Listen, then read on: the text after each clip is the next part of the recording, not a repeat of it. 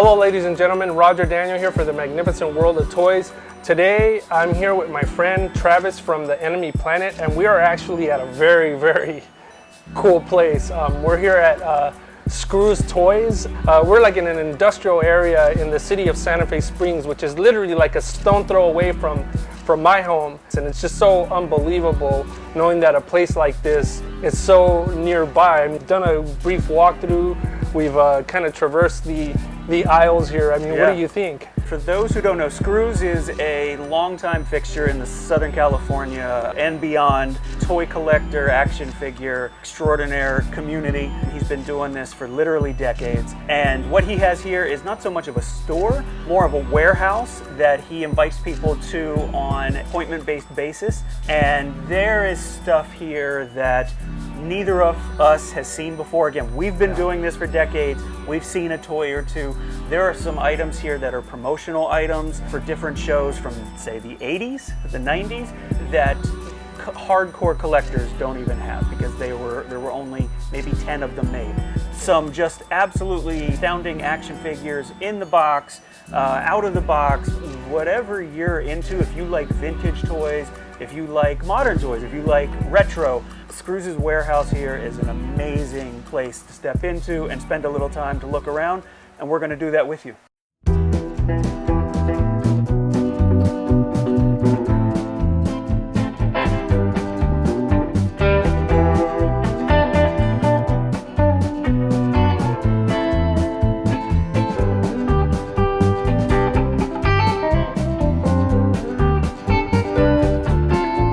There are oozits everywhere in the shop. Scrooze says he has maybe 100 of these, over 100 in the box. Longtime vintage collectors know what these are. You know, you don't see them too often, so to have that many, that's pretty cool.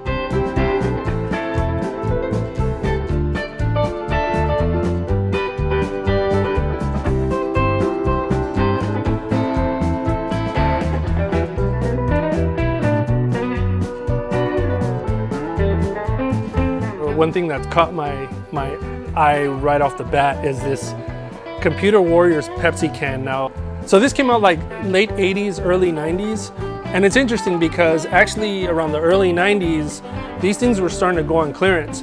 And so a lot of times my parents didn't have a lot of money, you know, but when we would go out for our birthday, you know, they would buy us a toy every now and then. And, you know, so I always remember my little brother, he actually had this one, the Pepsi can, and he even had the soccer ball. But yeah, Computer Warriors, I mean, this Pepsi can box, I mean, nearly in mint condition. I mean, this is just like amazing. So one of the items here is the Palisades Muppets Backstage set. These do pop up on eBay from time to time, very rarely. Those who are Muppet collectors or fans of the Palisades Muppets line know that this is kind of the Grail piece. One of the rarer ones coming at the end, and I don't recall, may have even been an exclusive to the website. Right up here you see the Decompose from Inhumanoids, literally like mint in box. And that's just like so amazing. I mean, I don't see those that often either. And he has all three of the big guys, you know, mint and box here. And so that's just like incredible. I mean, that's like, that really grabs your attention the moment you get here. Those who follow me on Instagram know that I'm a big Oscar the Grouch collector. It's my natural personality, my demeanor, my wife would say. So this is a 1987 ideal talking Oscar the Grouch. You almost never see these either, and often when you do, he's missing the lid here. So again, just a complete Oscar the Grouch from Ideal 1987. I love this guy. I may see if he comes home with me. Super GoBots. Hey, GoBots, Zmon. This has been like, I've never owned this figure, you know, because I normally, when I come across it, it's never in the greatest condition. It's missing pieces, but here he is, boxed. Zmon from GoBots. This has always been one of my favorite ones. This is the one, I guess, when I look back at GoBots, this is the guy I think of. But I mean, my favorite color is red, and I totally love how this guy looks. I've always loved this form and stuff like that, and just kind of seeing him like this, especially in the box, it's just like, I mean, it's just like a blast of nostalgia. I mean, this guy, I mean, this one is amazing. I just love this piece. So here, incredibly rare, absolutely amazing. I've never seen one of these. According to Scrooze, this was a press promotional item when the producers of the show were trying to get the show made. And I'm no expert on this, but Scrooze says there are only 10 of these that exist. So it's got Alf strapped into his spaceship here. He's got his license plate and bumper stickers back here. And we're told there's also a compartment inside the ship that holds a videotape, a VHS tape of the pilot of the episode and the original script, all from when they were trying to get this off the ground, so to speak.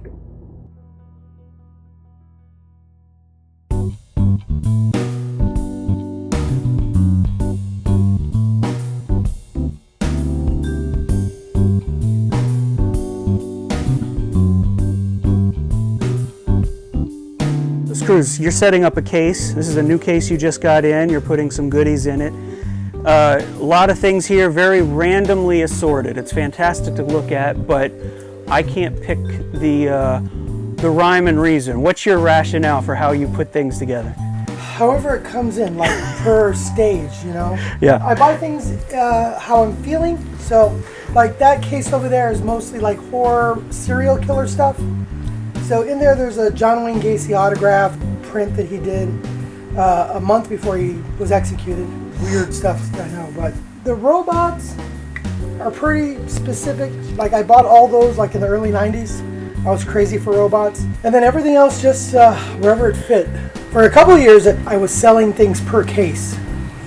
Yeah, like 8 years ago, I would fill a case with like specific things or extras and like put a price on it. And at the time, I think it was like something like I figured every shelf was worth like $300, so I'd sell a case for like $1,000 with the case. And It was working really well. And then I started like, okay, this is too much work. People wanted me to like deliver it. Sure. Pay $1,000, let's ship it. Sorry, I can't ship it, too far. But yeah, there's really no rhyme or reason. Except this one, because this one, I bought all this stuff at a show in San Jose 2 years ago. So I just found a case I liked that I think would hold most of it. So, I mean, I guess it's safe to say that you buy stuff, and then at times you probably just, it's not that you forget you have it, you just haven't gotten to it because you got so much stuff. Oh no, I forget about it. Yeah.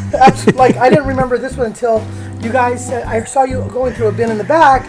I said, oh shoot, I have a Hot Toys box. I was like, let me see if there's Hot Toys in it. And then this popped up. I was like, oh my goodness, I forgot that I was supposed to put this stuff out 2 years ago or a year ago. You know, like a lot of dealers, they're looking for the low. I'm saying 40% of everything I buy, I'm paying retail. At least, because it's just, I need it, I don't have it, it has to go, you know, it's like. And with that, do you have the thought of, well, this will appreciate in value over time, or is it investment, or is it just, I don't know if I'm going to see that piece again, so it's better to have it? Yeah, it's more I won't see it again, or it's there now, it's impulse.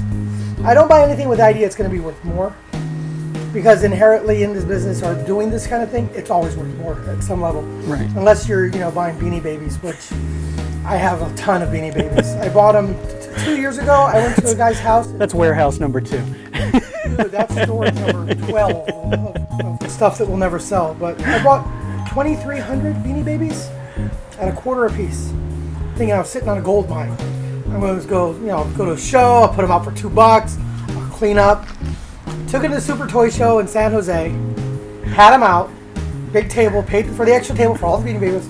Sold like 9 of them at $2 a piece. I was like, and I couldn't even get them to give me 50 cents a piece. So you just start throwing them in with every purchase. Well, yeah. Free Beanie Baby with But purchase. now I got people calling that they want Beanie Babies. Yep.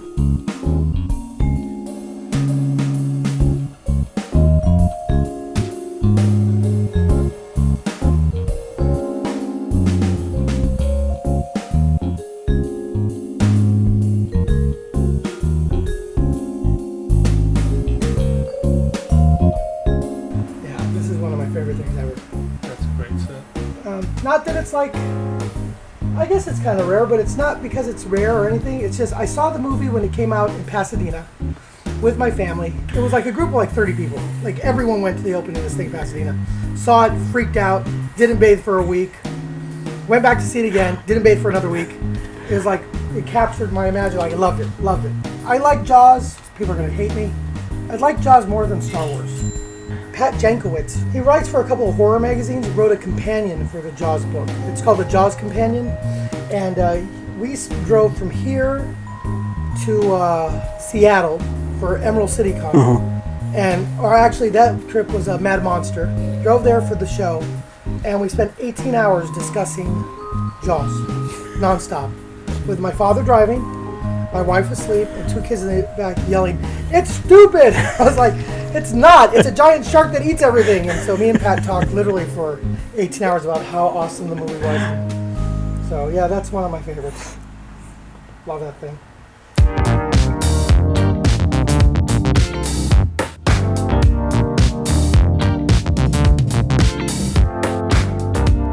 The Samara from the Ring. Yeah. I would dare you to find one. It was a mock-up for a toy that was going to be made through NECA. They hired the guy to sculpt something, and they never got the licensing for. There was one toy for Samara that was like a living dead doll in Japan that had like a hair over the front, whatever. And then other than that, there wasn't a lot of other stuff for her at the time. And so that was, I actually won that on a city auction. Someone's got their property seized. Turned out it was that guy that got hired to do it, and it came up on auction, and it was, I think we paid something like $2,500 for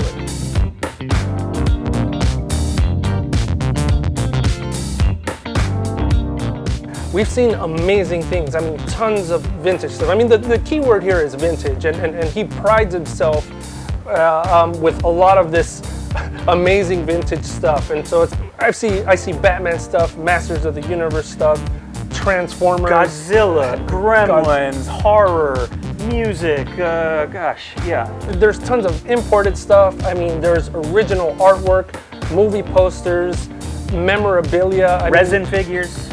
Resin figures, yeah. Some art You toys. name it. It's pretty cool things. I think. I wish I could take most of this home, or maybe make this my home. You know, whichever works. Exactly, and it's amazing because you're seeing things that I didn't see, and I'm seeing things that you didn't see, and we still haven't seen everything, and I don't know if we will. At least not on this trip. There's just so much cool things going on here. This was the tip of the iceberg, to be honest. Yeah, and for those of you who may be in the California area, you know, check him out on Instagram, Scrooze Toys. SCROOZE. Yeah, and just hit him up. It is sort of like an appointment-only kind of situation. Here at the warehouse. But he does also sell if you're in the LA area, at flea markets, at any of the toy shows. Now that we're coming out of lockdown and things are going to be opening up, we're going to have the toy shows again, you'll see him there too.